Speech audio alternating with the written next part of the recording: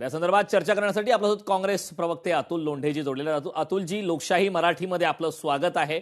खरं तर कालच म्हणजे आपण पाहतोय की ज्या प्रकारच्या घडामोडी आपण घडलेल्या आहेत, डान्सबार सुधारणा विधेयक मंजूर करण्यात आलं, मात्र तरी सुद्धा सर्रासपणे नवी मुंबईमध्ये नियमांचं उल्लंघन करून डान्सबार सुरू आहेत। त्यामुळे हा प्रश्न निर्माण होतोय की गृह खातं नेमकं कायद्याचं संरक्षण करत आहे का डान्सबार मालकांचं? डान्सबार मालकांचं संरक्षण करतायत। याच्यापूर्वी सुद्धा काही सुधारणा केल्या तर आपल्याला माहित असेल की कुठपर्यंत ग्राहक जाऊ शकतो। ते फेन्सिंग वगैरेचं पण त्यांनी काही सुधारणा ज्या आहेत त्या यापूर्वी पण ज्या आहेत त्या केलेल्या होत्या आणि पुन्हा सुधारणा कराव्या लागल्या, पुन्हा अशा पद्धतीचा कायदा करावा लागला। याच्यातच त्यांचं अपयश जे आहे ते अगदी स्पष्टपणे दिसत आहेत। पण डान्सबार अजूनही सुरू आहेत ना, माझ्याकडे त्याचे व्हिडिओ आहेत आणि त्या व्हिडिओमध्ये स्पष्टपणे दिसत आहेत की सर्रास उल्लंघन सुरू आहे। आणि हे उल्लंघन का बरं सुरू आहे? कारण की त्याच्यावर वचक नाही आहे। वचक का बरं नाही आहे? जसं कॉन्ट्रॅक्टर लोकांना 56% द्यावं लागतं, 57% द्यावं लागतं कमिशन, तसं कमिशन इकडे जात असेल ना। त्याच्याशिवाय हे नियमांचं उल्लंघन सुरू आहे का?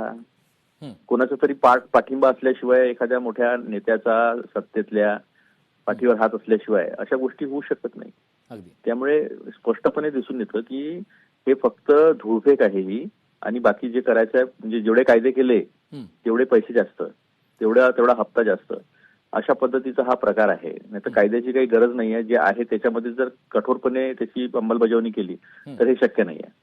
अगदी अतुलजी, कठोरपणे अंमलबजावणी करणं अत्यंत आवश्यक आहे। मात्र थोडा विचार करा, यापूर्वी सुद्धा अशा प्रकारच्या घडामोडी घडलेल्या आहेत। अधिवेशनामध्ये खरं तर सुधारणा विधेयक मंजूर झालं, मात्र त्याला थेटपणे केराची टोपली दाखवून अशा प्रकारे डान्सबार असतील, हुक्का पार्लर असतील, सर्रासपणे सुरू होते।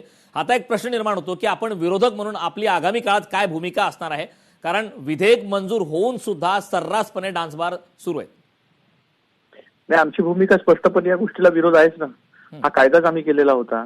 दुर्दैवाने यांचं सरकार आलं, त्यानंतर यांचं सरकार आल्यावर त्यातनं हप्ते वाढले असतील ना, धंदा भेटला नवीन पैसे कमवण्याचा।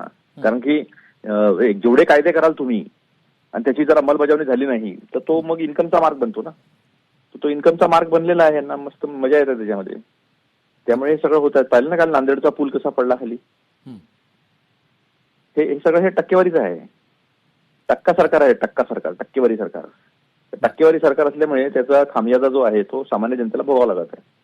अगदी अतुलजी, खूप खूप धन्यवाद। आपण लोकशाही मराठीशी संवाद साधलात त्याबद्दल।